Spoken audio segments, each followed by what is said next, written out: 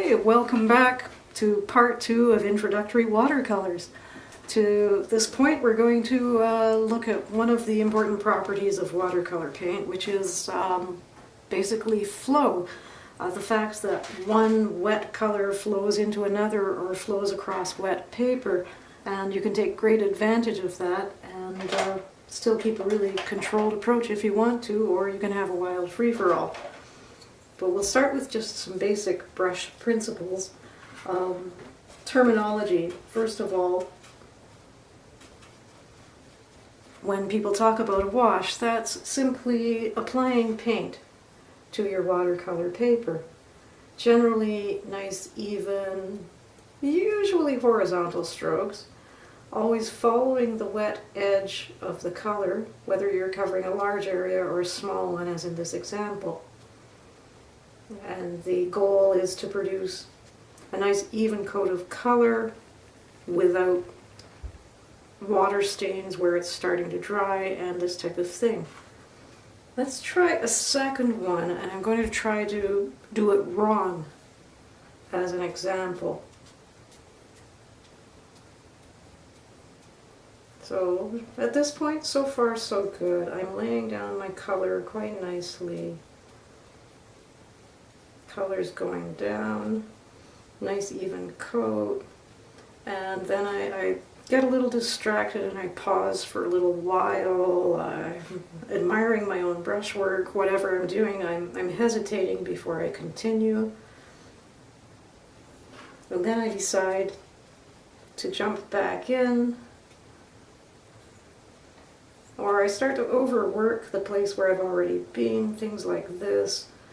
And what happens is some of the paint is already drying and leaving marks, or you get a bloom forming where the paint runs a certain way and then stops because it hits paper that's starting to dry, and you get all sorts of interesting shapes forming, but you might not want those.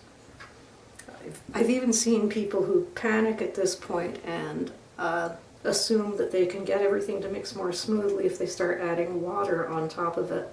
And you're really just making things worse and worse by doing that. So the best thing is just continuously laying down the paint. Don't go back and tinker too much, and keep following the wet edge, and then just leave it to dry. We'll learn more about why you leave it to dry in part 3. So that's a simple basic wash. That was working on dry paper. You can also do a wash on wet paper, which is very popular. In fact, people paint entire images on wet sheets of paper. Now, the important thing here is to wet your paper enough to see a shiny, slick layer, not enough to create a puddle. And at this point, you can simply drop in your color on wet paper, and you have a lot of time to lay in your color because it's flowing on the wet surface. The other side of that is, of course, that the wet surface is a supply of water. It will dilute your color, so you will have more time to create an even wash, but factor in that it will be a paler color than what you've mixed.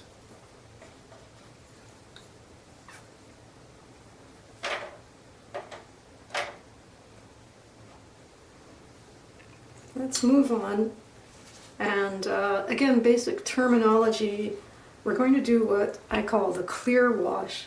So now we get into the real flow of watercolor, working with that same color for now. And we're going to see how you can actually flow a color into an area of just plain water.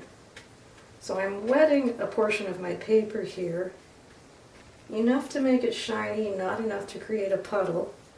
And then, working right from that wet edge of paper, I'm laying down a wash. I'm working upward onto dry paper so that I still get that good, intense, undiluted color. But now I'm feeding it down into the wet paper, letting it dilute, and letting it wash out into nothing.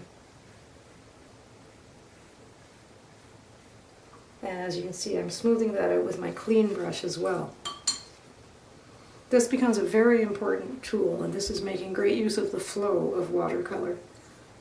Let's try one more. Something that we can come back and play with in another video.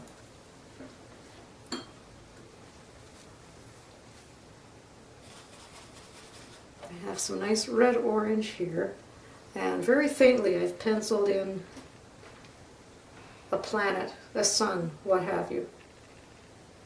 Again, a clear wash for the bottom half of this object. Enough to make the paper shiny, never enough to create a puddle. And then feeding the color right along the edge of the wet area and outward onto the dry paper so I can have the full intensity of that color.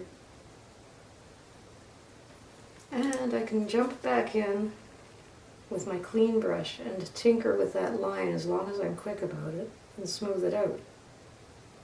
So we end up with a partial sunset happening there. And this is a really wonderful use for flow. It comes in very handy later on.